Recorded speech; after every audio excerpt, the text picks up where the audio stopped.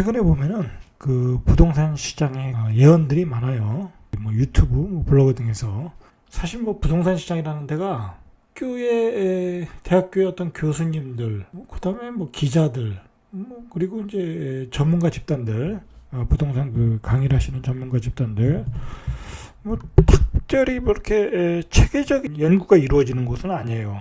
이래서 올라간다, 저래서 올라간다. 자, 요즘은 또 뭐 엘리엇 파동에 의해서 또 폭락론을 또 주장하시는 분도 있고, 자, 그리고 또 요즘 6월 이후에 아파트 시장이 또 급등할 수 있다라고 이제 예언을 하시는 분들이 많고, 폭락이든 폭등이든 그 어떤 예언하는 글들이 많아요. 예언하는 글들, 유튜브들, 기사들이 많아요. 자, 이제 우리가 한번 생각을 해봐야 되는 게, 예언하는 이야기들이 많이 나오느냐. 자, 이제 그만큼 어떤 그 시장의 변동성이 큰 구간에 위치하고 있다. 자, 이제 어떤 전환점이 됐다는 거예요. 전환점이. 자, 시장이 폭락을 할 수도 있고 폭등을 할 수도 있고 어떤 전환점에 서 있다라는 거예요. 생각을 해보시죠. 간단하게 우리가 또 생각을 해야 돼요. 이럴 때일수록 어떤 시장을 좀 객관적으로 어떻게 상식적으로 접근하는 방법이 필요해요. 자, 만약에 우리나라 주택시장이 뭐 한 8년 동안에 엄청난 상승을 보여주지 않았습니까? 뭐 집값으로 보면 체감적으로 보면 2배, 3배 오르지 않았습니까? 자, 그러면 이제 폭락을 한다고 하면 가격이 이제 많이 빠지겠죠. 이제 상식적으로 생각하면. 자, 그리고 여기서 만약에 또 폭등을 한다고 하면 그건 버블이겠죠. 자, 이제 그 두 가지로 생각을 하면 돼요. 만약에 폭락론자들이 주장한 대로 폭락을 한다고 하면 집값은 많이 빠지는 거예요. 자, 그러나 여기서 또 폭등을 한다고 하면 지금의 가격은 당연히 버블로 들어가는 거예요. 자, 우리가 상식적으로 생각을 하자는 거예요. 자, 그리고 우리가 또 상식적으로 생각해야 될 게 뭐냐면, 부동산 시장은 뭐 지금까지 어떤 그 흐름이 그랬고, 현금 가치가 계속해서 떨어지다 보니까 집은 이렇게 입지에 따라 계속 또 올라가고, 사람이 살 수 있는 어떤 그 공간이라는 건 한정돼 있고, 그 공간에 어떤 제한적인 그 주택들이 있기 때문에 집값은 계속 우상향하는 거예요. 앞으로도 우상향할 거예요. 집은 설령 폭락을 한다고 해도 다시 우상향을 하는 거예요. 자, 그러나 이제 그 우상향하는 과정에서 너무 단기간에 많이 올랐다. 자, 그러면 그 당연히 시장의 균형점을 찾겠죠. 그 버블이 빠질 거라는 거예요. 빠질 거다. 자, 요즘에 이제 제가 얘기하고 싶은 것은 뭐냐면, 집은 앞으로도 계속 우상향하지만은 만약에 또 6월 이후에 폭등장이 나온다고 하면, 말 그대로 급등장, 여기서 또 급등장이 나온다고 하면 그것은 분명히 버블 구간이다. 그것은 언젠가는 빠진다. 그때 빠질 때 그동안 올랐던 것까지 그동안 많이 올랐기 때문에, 산이 높았기 때문에 골이 깊을 수 있다라는 거예요. 골이 깊을 수 있다. 그 빠지는 폭은 알 수 없어도 지금은 만약에 여기서 또 폭등장이 나오면 그것은 버블이고 빠지는 시장이다. 이렇게 상식적으로 접근하자는 거예요. 그렇게 보면은 시장이 그렇게 예측을 한다는 게 어렵지 않아요. 극단적으로 폭등을 할 거니까 집을 사라, 연끌하라. 자, 이제 그런 얘기는 우리가 이제 좀 문제가 있는 거예요. 문제가 있다. 왜냐하면 여기서 폭등을 하면 버블 구간인데, 버블 구간에 연끌 매수를 하는 것은 좀 문제가 있겠죠. 자, 그래서 이제 시장이 이제 비이성적 구간에 접어들고 있는 것 같아요. 이 변동성이 큰 구간에 접어들었다. 이 변동성이 크다는 얘기는 매도가 이 심리적으로 복잡해졌다는 거예요. 이제 불안해졌다는 거예요. 너무 많이 올랐기 때문에 이걸 추격해서 사기도 그렇고, 또 여기서 많이 떨어질 것 같기도 하고, 또 가격이 또 폭등한다고 또 많은 그 전문가들이 또 이야기를 하고, 자, 그러니까 지금은 어떤 그 시장이 어떤 비이성적 구간이다. 자, 이 비이성적 변동성 구간에 많은 주술적 예언가들이 나오게 되는 거예요. 주술적 예언가. 사실 요즘 그 폭등론을 외치는 그 어떤 그 전문가들, 뭐 유튜버들 또는 뭐 블로거들 보면은 거의 이렇게 주술을 하는 것 같아요. 주술. 주술이라는 게 뭐예요? 이렇게 마법을 외치는 것 같아. 뭐 이렇게 기도를 해서 막 자꾸 올라라. 그러면 생각해 보세요. 뭐 블로거나 유튜브에서 자꾸 폭등한다, 올라간다. 자, 그렇게 되면 그것을 보는 비전문가들이 어떻게 생각을 하겠어요? 불안하겠죠. 그러니까 투격 매수하는 거야. 자, 그런데 우리가 한번 여기서 꼭 정말 철저하게 생각해야 될 게, 블로거나 유튜버 뭐 그렇게 해서 폭동을 외치는 사람들이 한번 몇몇이를 보자 이거. 몇몇 그 사람들이 어떤 사람이냐. 뭐 다 부동산 강사들, 투자하시는 분들 아니에요. 그러니까 자기들이 많이 물건을 가지고 있고 자기들이 수강생들한테 또 그렇게 가르치고 계속 투자하라고 또 유도를 하고, 자 그러다 보니까 그 사람들은 상승론을 주장할 수밖에 없어요. 폭등론을 주장할 수밖에 없어요. 이거는 주식이나 부동산이나 다 똑같다 이게. 똑같다. 왜? 자 주식도 마찬가지. 주식도 올라가도 증권업에 종사하는 사람들, 뭐 리딩방 하시는 분들, 증권사 그 영업하시는 분들, 뭐 애널들 계속 올라간다는 소리밖에 안 해요. 주식이 고점을 찍고 내려올 때까지도 계속해서 주식이 올라간다는 소리밖에 안 해요. 완벽하게 폭락을 해서 어떤 추세가 전환될 때까지는 절대로 그 하락으로 전환을 하지 않는다는 거예요. 마찬가지라는 거예요. 어느 시장이든지, 주식이든 부동산이든 어느 시장이든지 계속해서 폭등을 주장할 수밖에 없어요. 폭락할 여건이 없다고 한다면, 폭락할 조건이 형성되지 않는다면 그럴 수밖에 없다라는 거예요. 이 부동산 시장에서 하락의 징후가 없는가, 버블의 징후가 없는가를 꼼꼼하게 지금 체크해야 될 타임이다. 왜냐하면 지금 모두가 폭등한다고 주장하고 지금 모두가 상승한다고 할 때, 버블이라는 것은 우리가 어떤 눈치채지 못하게 오는 경우가 많아요. 버블이, 생각해보세요. 버블이 온다고 할 때 어떤 그 확연한 징후들을 보여주면 그 버블이 되겠습니까? 버블이라는 것은 아무도 모를 때 어떤 그 비이성적인 행동이 나올 때 버블이 나오는 거예요. 아파트가 앞으로도 계속해서 오른다라는 징후가 어떤 그 신호를 줄 때, 야, 이거 뭐 끝도 없이 오른다. 막 그럴 때 이제 그 어떤 그 버블이 형성되는 건데, 자 우리가 지금 그 버블의 징후를 지금은 어떻게 좀 체크를 해보자라는 거 해보자. 자 일단 그 지금까지 집값이 오르는데 결정적으로 이제 작용했던 게 초저금리 유동성이에요. 유동선 잘못됐네요.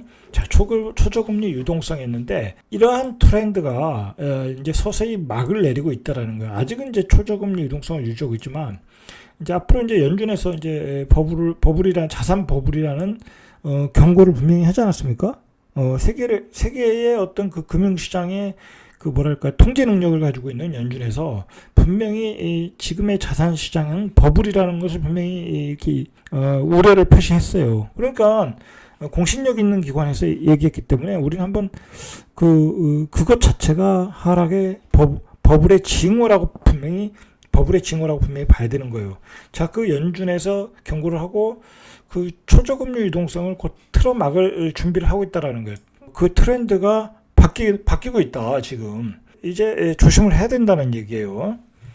자, 두 번째로 살 만큼 다 매수를 했다라는 거. 살 만큼 다 매수했고 투자할 만큼, 투기할 만큼 다 투기했다 이거예요. 지금 시장은 투기할 만큼 매수했다는 게 뭐냐면 이제 집을 두 채, 세 채, 여러 채 이렇게 살 수가 없는 여건을 정부가 만들어 놨잖아요. 규제로 만들어 놨어요. 자, 그리고 지방에 있는 그 면 단위 아파트까지 다 올랐어요. 지방에 있는 면 단위 원룸까지 다 올랐어요. 5만 이하의 도시에 있는 아파트까지 엄청나게 올랐어요 지금. 자, 그럼 이제 더 이상 뭐가 오르냐 이거. 뭐가 오르냐. 자, 더 이상 오를 것도 없다.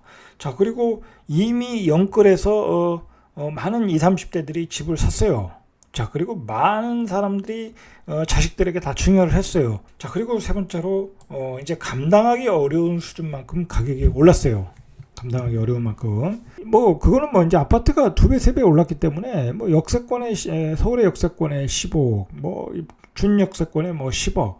그 10억, 15억이라는 게 이제 더 이상 감당하기 어려운 가격이에요, 이제. 그런 가격대가 어떻게 되냐. 이게 다 빚으로 대출받아 올린 바벨탑에 빚으로. 다 빚으로 샀단 말이에요. 그냥 뭐 현금으로 산 게 아니라 빚으로 샀다. 자, 빚으로 살 수 있었던 것은 바로 초저금리 유동성이 가능했기 때문에 샀는데, 자, 이런 초저금리 유동성이 이제 막을 내릴 준비를 하고 있다. 자, 그러니까 이제 빚잔치도 더 이상 하기 힘들다라는 거. 빚잔치도. 자, 영끌 베팅은 이미 다 했다. 자, 그리고 어떤 그 중요한 것 중에 하나가 이 모두가 다 오른다는 거예요. 모두가 최근에 전문가들 보면 최근에 다 오른대요. 모두가 다 이럴 때 조심해야 되는 게, 모두가 다 오른다 할 때가 더 조심해야 될 때다. 이게 이제 버블의 징후라는 거예요. 자, 그러면 왜 이 버블이 꺼지지 않고 있느냐? 이 버블이 계속 연장이 되고 있냐? 연장이 연장선상에 있느냐? 자, 그것은 이 규제, 정부 지금 좌파 정부가 만들어놓은 규제가 버블 터지는 것을 늦추고 있는 거예요. 만약에 이 좌파 정부가 부동산 규제만 안 했어도, 그리고 지금 현재 시장에서 유통되는 물량만 충분하게 시장에서 나와서 시장 경제대로 갔으면, 통제 경제가 아니라, 자, 그렇다면 지금 이러한 시장은 만들어지지 않았어요. 정부는 다주택자들의 손과 발을 다 묶어놔서 버블이 없고 집값은 안정될 거라고 하는데, 자, 이게 문제라는 거예요. 이게 문제, 이게. 자, 이 다주택자들의 손과 발을 다 묶어놓으니까 시장에 물량이 안 나오잖아요. 시장에 높은 호가의 물량이 나오고 미래의 물량만 있고 현재의 물량이 없다 보니까 계속 그 시장에서 폭등한다는 얘기가 나오는 거예요. 그러니까 지금 규제가 버블 터지는 시기를 계속 연장을 하고 있다라는 거예요. 몰핀 주사를 주고 있는 거예요. 그리고 이제 결국은 이제 요번에 이제 집값들이 많이 올랐던 것은 현금은 쓰레기라는 거잖아요. 자, 그런데 그 현금을 다시 가치를 올린다라는 게 이제 테이퍼링이고 금리 인상이잖아요. 자, 우리가 요즘에 그 버블의 징후는 다각도로 봐야 돼요. 부동산 시장만 보면 안 되는 거고, 주식 시장과 코인 시장도 봐야 되는 거예요. 결국은 주식 시장이 너무 버블이 끼고 코인 시장이 버블이 끼다 보니까 연준에서 이제 금리 인상에 대해서 고민을 하기 시작하는 거잖아요. 결국은 이 코인이 너무 광풍이 부니까 연준에서는 야, 더 이상 이대로 가면 안 되겠다. 코인에 대해서 엄청난 경고를 했잖아요. 이거 뭐 미국의 그 그루들도 경고를 하고. 자, 그런데 이게 주체가 안 돼요. 막 그 헤지 펀드들도 사고 기관들도 사고 광풍이 이어지고 있다. 이거 시중이 너무 크니까 이제 돈 풀기에 한계를 느끼고 있다는 거예요. 이제 미국에서 돈 풀기 한계를 느끼고 있다. 문제가 이게 그리고 우리나라의 경우에도 이게 모두 대출로 지금 젊은이들이 코인 시장으로 달려가고 있잖아요. 근데 지금 코인이 어떻게 되냐고요. 비트코인도 지금 한 7,800, 그 정도 갔다가 지금 5,200-300이잖아요. 벌써 이게 얼마나 빠졌습니까? 그죠? 지금 뭐 그 변동성은 뭐 말할 것도 없고, 이거 사실 지금 많이 기사가 안 나와서 그렇지, 이거 아마 엄청난 지금 휴증이 기다리고 있는 거예요. 그리고 지금 벌써 이제 나오는 게 대출 부실의 휴증이 생기고 있다라는 거예요.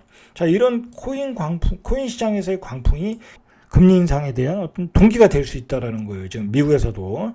동시에 이제 어떤 그 돈이 너무 많이 풀리니까 어떤 원자재에서 또 이렇게 슈퍼 인플레가 나오고 있어요. 자, 그러나 이제 만약에 이제 또 이게 이걸 또 거꾸로 생각하는 사람들이 있어요. 슈퍼 인플레가 오면 돈 가치가 떨어지니까 당연히 부동산을 사는 게 맞지 않느냐? 뭐 그건 맞아요. 만약에 슈퍼 인플레가 오면 부동산을 들고 있는 게 유리해요. 그러나 이 슈퍼 인플레라는 게 그렇게 쉽지도 않고, 슈퍼 인플레가 오기 전에 이제 미국의 연준에서 금리 인상을 해서 또 좀 가격을 낮추겠죠. 그러니까 이걸 기대하고 뭐 부동산에다 해치한다는 건 도박에 가까운 것이라는 거죠. 모든 상황을 볼 때 이 버블의 징후가 나타나고 있다 지금. 자, 그런데 지금 이제 뭐 영끌 매수한다는 건 매우 위험한 거라, 매우 위험한 거다. 한 70%, 60% 대출 받은 거 다 갚아야 된다. 그게 쉽지 않겠죠. 연끌 매수하신 분들. 자, 그러니까 위험하다는 거예요. 지금 연끌 매수는. 자, 이 지금까지 집값이 정말 8년간에 계속 올라가면서 버블을 형성하면서 올라갔던 것은 이 정부의 규제와 정책이 문제가 있었어요. 이건 뭐 분명한 사실이에요. 이 좌파 정부의 부동산 정책 기조가 그대로 유지되면서, 이거 문제는 뭐냐면 좌파 정부가 이렇게 부동산 정책 기조를 절대로 안 바꿔요. 절대로. 이번에 이제 양도세 완화에 관해서도 이렇게 불로소득이라고 인정하고 그것은 사회에 환원해야 된다는 얘기를 했잖아요. 그러니까 이게 어떤 좌파 정부의 정책 기조예요. 그러니까 시장에 양도세 완화를 통한 어떤 그 물량의 공급은, 유통 물량의 공급은 없다라는 거예요. 자, 그런 얘기가 자꾸 뭐냐면 버블의 기간을 더 길어지게 만드는 거예요. 시장의 유통 물량이 안 나오게 해서 버블의 기간이 길어지고 버블을 자꾸 키워간다라는 거, 키워간다. 이 통제 경제는. 자, 지금 그러니까 어떤 부동산의 가격은 지금의 정부의 규제와 정책, 그리고 지금 초저금리가 버티고 있는 거예요. 그거로 버티고 있다. 자, 정부의 규제가 주택 버블 가격에 모르핀 주사가 되고 있다라는 거. 모르핀 주사. 이 모르핀이 만약에 이제 안 맞으면 어떻게 되겠어요? 그 버블이 깨지는 거예요. 버블이 깨진다. 정부의 규제가 뭐예요? 거래 중단 아니에요. 거래하지 말라라는 거잖아요. 모든 정책이 거래하지 말라라는 거예요. 기다리라는 거 아니에요. 팔지 말고 기다려라. 팔지도 말고 기다려라. 정부에서 공급하는 그 주택, 삼지 신도시를 사라. 라는 얘기잖아요. 자, 그러니까 전세 살고 있잖아요. 그러니까 전세 가격만 폭등하고 갭 투자만 다시 늘어나고 있는 거예요. 자, 그리고 생각을 해보세요. 이번에 그 동탄이라든지 그 과천 지식정보탄이라든지 만점에 가까워야 당첨이 되더라는 거야. 만점에 가까워야. 자, 이제 환상을 깨야 돼요. 예, 환상을 깨야 된다. 자, 미래에 있는 아파트가 나의 아파트가 아닌데 자꾸 그것만 가지고 기다려라. 자, 그러니까 사람들이 배신감을 느끼게 되는 거죠. 저 미래에 내가 당첨받을 줄 알았는데 그게 어렵겠네. 그때 물론 이제 60점 좀 입지가 떨어지는 좀 낮아지긴 하겠지만 60점 맞는 것도 쉽지 않은 거고 50점 맞는 것도 쉽지 않은 거니까 사람들이 저거는 청약받아서는 안 되겠다 그렇게 생각이 드는 거예요. 그런데다가 또 집값이 급등을 하면 추격 매수밖에 할 수 없는 상황이라는 거야, 상황. 근데 그 추격 매수 하려고 하니까 시장에 유통 물량이 없는 거야. 그러니까 몇 개 거래되면 그냥 가격이 호가가 1억씩 올라가는 거예요. 그러다 보니까 자꾸 버블이 키워지는 거라는 거예요. 버블이. 그러니까 미래의 공급 물량은 아무 의미가 없어요. 아무 의미가 없다. 현재 시장에서 많은 그 거래가 이루어져야지 호가가 조금씩 올라가면서 거래가 이루어져야지 하나 거래되는데 몇천씩 올라가면 그게 버블이 키워지는 거예요. 정부의 규제는 이렇게 버블을 키워가고 있다라는 거예요. 모르핀 주사처럼. 자, 제가 누차 강조하는 게 이 다주택자들은 이런 버블에 대비를 하셔야 돼요. 1주택자들은 그냥 가지고 가시면 되는 거고 팔았다 다시 사면 재산세 취득세 등록세만 내는 거니까 굳이 그러실 필요 없어요. 버블이 빠져도 가져가시면 되는 거고 팔고 나중에 다시 사겠다 그런 건 의미가 없다. 그러나 다주택자들은 이 버블에 끼었을 때 이때 매도를 해야 되는 거지 사야 되는 게 아니라는 거야. 사야 되는 거 아니다. 근데 요즘에 사람들이 계속 투자를 하다 보니까 많은 돈을 벌었잖아요. 집 한 채 팔면 억씩 버는 경우도 있고 몇천씩 버니까 그 돈을 가지고 계속 투자를 하고 있는 거야. 지금 이제 아직도 그런 쇼핑을 하고 있더라는 거야. 보니까 지방에 돌아다니면서 아직도 그 석 달에 아파트 사면서 갭 투자를 하고 있더라는 거예요. 자, 그런 분들이 이제 조심해야 되는 거예요. 자, 그리고 서울 수도권에서는 이제 아파트는 다 올랐으니까 이 오피스텔의 아파트텔까지 막 그냥 다 또 끌어당기는 거야. 자, 그렇게 무리한 투자를 하고 있더라. 사람들이. 투자를 좋아하시는 분, 투기를 좋아하시는 분들이 이 위험한 게임을 하고 있다라는 거야. 자, 그리고 여러분 생각해야 될 게 지금 지방 한 5만 이하의 신도시, 예를 들어 계룡시, 공주시 그런 규모들이 있잖아요. 그런 도시들도 가격이 다 올랐어요. 1억씩 올랐어요, 1억씩. 자, 1억 이상을 올랐어요. 어떤 투기하시는 분들 빼고는 그 수요라는 게 없단 말이에요. 자, 거기다가 요즘 건물, 꼬마 빌딩, 자, 그런 것까지 가격이 숱하게 올랐어요. 엄청 올랐어요. 매물이 귀할 정도로 올랐다. 그리고 1억 이하의 지방, 1억 이하의 투자가 또 유행했잖아요. 투기하시는 분들한테. 자, 1억 이하의 어떤 면단위 아파트까지 다 폭등했어요. 지방에 아주 곳곳이 다 올랐어요. 곳곳이. 자, 이런 게 바로 버블의 징후라는 거예요. 버블의 징후. 그냥 어떤 투기 자본이 전국을 다 들쑤시고 다닌 거야. 그래도 더 투자할 데가 없나? 자, 그러고 또 쇼핑하러 다니다라는 거야. 이 전국에 안 오른 곳이 없는데 시골의 면 단위 원룸이 이 면 단위 원룸이라는 건 토지의 가치가 어떤 도시의 토지보다는 가치가 떨어지잖아요. 수익률은 높아도. 자, 그런데 이런데도 그냥 수익률 나온다고. 그냥 어떻게 14억이야, 14억. 수익률 기준으로 하는 거죠. 자, 이런 걸 어떻게 이게 거품이 아니냐 이거야. 자, 조심하셔야 된다는 거예요. 자, 이게 부동산 경기라는 게 한번 꺾이면은 나중에 매도가 안 돼요. 지금 집 사시는 분들이 계속 개수를 늘리면 돈을 번다고 생각하면서 개수를 계속 늘리는 거야. 개수를 늘린다는 게 뭐겠어요? 다 전세를 끼고 사는 거잖아요. 자, 전세를 낀다는 게 뭐겠어요? 전세는 부채야, 부채. 그 전세 가격이 떨어지면 나는 깡통 아파트가 되는 거야, 깡통 아파트. 주택 경기가 좋다 보니까 사실은 전국적으로 계속해서 그 분양들이 늘고 있어요. 인허가 물량도 늘고 있고 분양 물량들이 대기 물량이 많단 말이에요. 그러면 어느 순간에 집이 안 팔리고 그 새로 분양돼 가지고 공급이 되면 사람들이 다 새 아파트를 이사 가다 보면 구축의 전세 가격이 떨어지는 거예요. 그럼 구축의 전세 가격에 보증금을 못 빼준다. 자, 그러면 다 깡통 아파트 되는 거야. 자, 이제 다주택자들은 이런 이제 꿀맛의 환각에서 벗어나야 될 타임이라는 거예요. 명심하셔야 돼요. 항상 어떤 그 사이클에서, 이 상승 사이클에서 살아남아야 다음 상승 사이클에서 나의 자산을 늘릴 수 있는 거예요. 나의 자산을. 자, 그런데 대부분이 그 꿀맛에 빠져서 계속해서 개수를 늘리고 수익률 게임을 하다가 하락장을 맞이해서 다 골로 가는 경우가 많더라는 거예요. 골로 가는 경우. 항상 그 문제가 뭐냐면 대부분의 사람들이 아파트를 잘못 팔면은 큰일 난다. 이거 뭐 억시가 오르니까. 그러니까 안 팔아요. 어떤 가격이 일정한 가격이 와도 나는 꼭지에 판다. 정점에 판다는 생각을 가지고 있어요. 자, 그러나 이건 주식이 아니에요. 주식이 아니에요. 순간적으로 계속 거래가 되는 주식이 아니라 이것은 그 정점에 팔리는 게 거의 한두 개 호가가 정점을 찍고 내려오는 거예요. 그러니까 꼭지를 찍는 거야. 그것도 잘못 꼭지를 찍으면 거래 취소를 해요. 산 사람이 포기를 하게 되는 거야. 그러니까 이 정점의 매도라는 것은 애초부터 불가능한 거예요. 정점의 매도. 아파트 매매는 그 한마디로 이렇게 찬바람이 일어나는 거예요. 찬바람. 자, 그러니까 아파트라는 것은 뜨거운 바람이 불 때 팔아야 되는 거예요. 이게 사람들이 잘못 생각한 거야.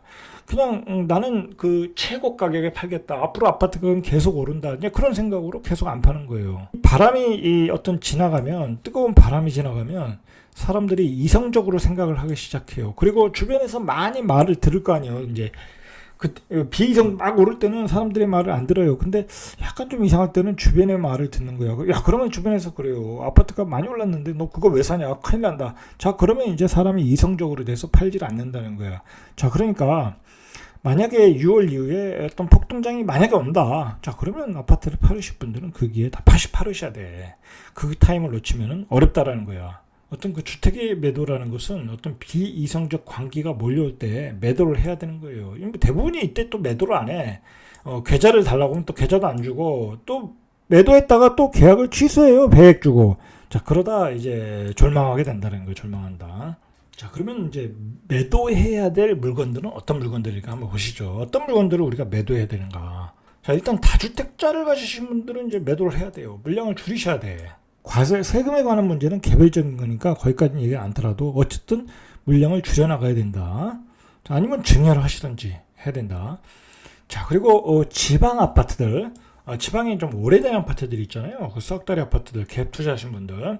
자, 그런 분들 물량 줄이셔야 돼. 왜냐하면 그런 지역에서 지금 계속 공급 물량이 늘어나고 있어요. 전반적으로. 지금 경기가 좋으니까 막 밀어내기 하고 있잖아요. 아파트들 분양 수천 가구씩. 그런 분양 물량이 급증하는 곳들은 분명히 이제 주의하시고 매도를 하셔야 돼요. 왜냐하면 이 지역은 인구가 늘어나는 지역이 아니잖아요. 어떤 그 투기 자본이 들어가서 순간적으로 가격을 올린 가격이지 수요가 많은 지역은 아니다. 그런데 수요가 적은 지역에 공급 물량이 늘어나면 당연히 가격은 떨어질 수밖에 없죠. 자, 그런 지역들 자 매도를 하셔야 돼요. 이런 물량들.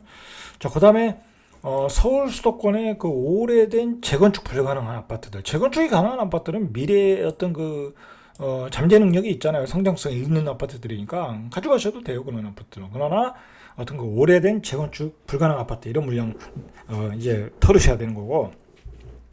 자, 그 다음에 공급 물량이 많이 쏟아질 곳들, 예를 들어서 상기 신도시 물량의 어떤 영향권에 들어가는 지역들의 어떤 구축들, 단기적으로, 중기적으로 분명히 영향을 받을 수 있다. 자, 그런 지역의 아파트들도 다 그 부채를 산 거니까, 응? 전세 끼고 부채를 산 거잖아요. 그런 물량들 전세 가격이 폭락할 가능성이 많아요. 상기 신도시 입주할 때 버티기 힘들 것이다. 이때 매도를 해야 된다.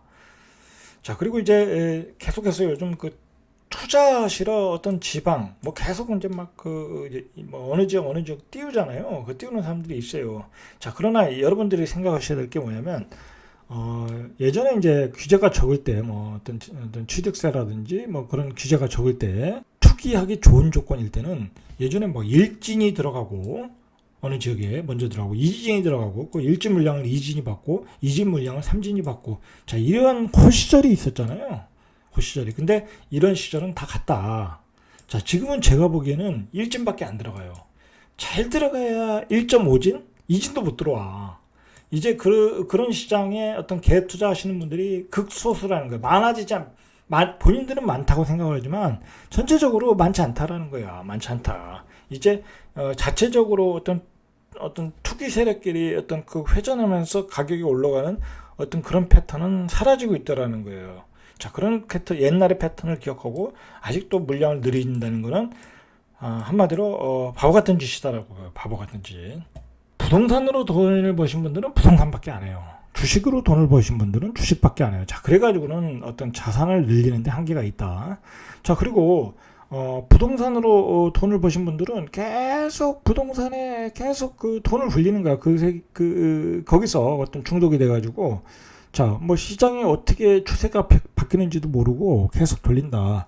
그리고 엄청나게 또 공부를 해요. 자, 그러나 시장이 꺾어진다. 버블 구간이다. 이제 조금 거리를 둬야 된다는 거야. 제 생각에는 지금의 부동산 시장은 뭐 지역에 따라 틀려요. 물론 뭐 제가 이제 얘기하는 거는 이제 부동산을 털어야 된다, 줄여야 된다는 건 물론 지역에 따라 틀려요. 뭐 강남에 한 채 가지고 있는 사람을 그걸 털 필요는 없죠. 그렇잖아요. 그죠? 뭐 강남에서 두 채 가지고 있는데 난 버틸만하다. 버티셔도 되는 거예요. 그런 분들은. 예를 들어서 세종에 집을 가지고 있다. 그런 분들은 버텨도 돼요. 세종은 뭐 떨어져도 크게 떨어질 일이 없는 도시예요. 여기는. 자, 예를 들어 그렇다는 거예요. 그러니까 지역에 따라 다 틀리다. 예를 들어 어떤 광역시에 정말 좋은 아파트를 들고 있다. 한 채 들고 있다. 뭐 그런 분들은 또 버티셔도 되는 거예요. 자, 그것은 이제 좀 디테일한 얘기고, 어쨌든 전체적으로 보면 지금은 부동산 시장과 조금 거리를 둬야 된다. 이럴 때는 좀 거리를 두는 게 좋다. 너무 많이 공부를 하면 결국 뭐예요? 다른 투자처를 또 찾게 되는 거야. 어디 투자할 데가 없나? 이제 오피스텔 가야 되는 거 아니야? 그 다음에 도시형 생활주택 사야 되는 거 아니야? 저기 미분양 냈다는데 저거 사야 되는 거 아니야? 자, 그런 타이밍은 아니라는 거예요, 지금 시간적으로.